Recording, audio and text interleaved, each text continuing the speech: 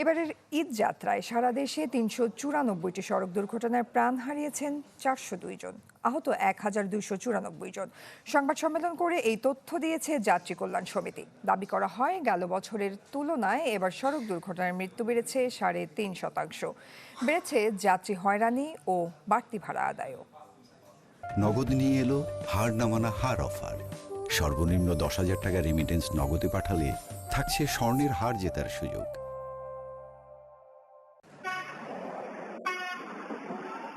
ঈদযাত্রায় ঘরে ফেরার আনন্দে আতঙ্ক হয়ে উঠেছে সড়ক দুর্ঘটনা। ঈদুল ফিতরে সড়ক, নৌ ও রেলপথে দুর্ঘটনায় ব্যাপক প্রাণহানির পর ঈদুল আজহাতেও নিহতের সংখ্যা আরও বেড়েছে। যাত্রী কল্যাণ সমিতির হিসেবে গেলবারের তুলনায় এবার দুর্ঘটনা ৩% বেড়েছে, আর প্রাণহানি বেড়েছে ৩.৫%।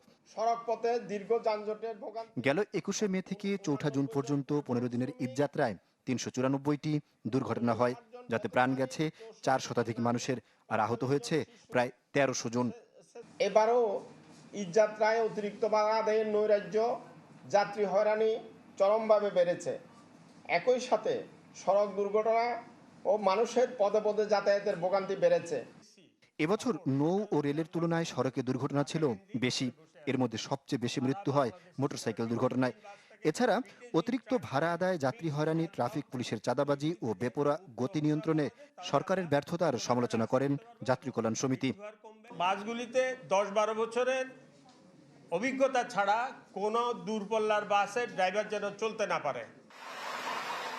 সমিতির নেতাদের দাবি, ঈদের সময় ৮০% গাড়ির বিরামহীন চলাচল দুর্ঘটনার ঝুঁকি বাড়িয়েছে। দুর্ঘটনার ১৫টি কারণ উল্লেখ করে সমাধানের ১১ দফা সুপারিশ করেন তারা। আইনের কঠোরতম প্রয়োগ নিশ্চিত করা। আহমেদ সোহাগ, চ্যানেল 24, ঢাকা।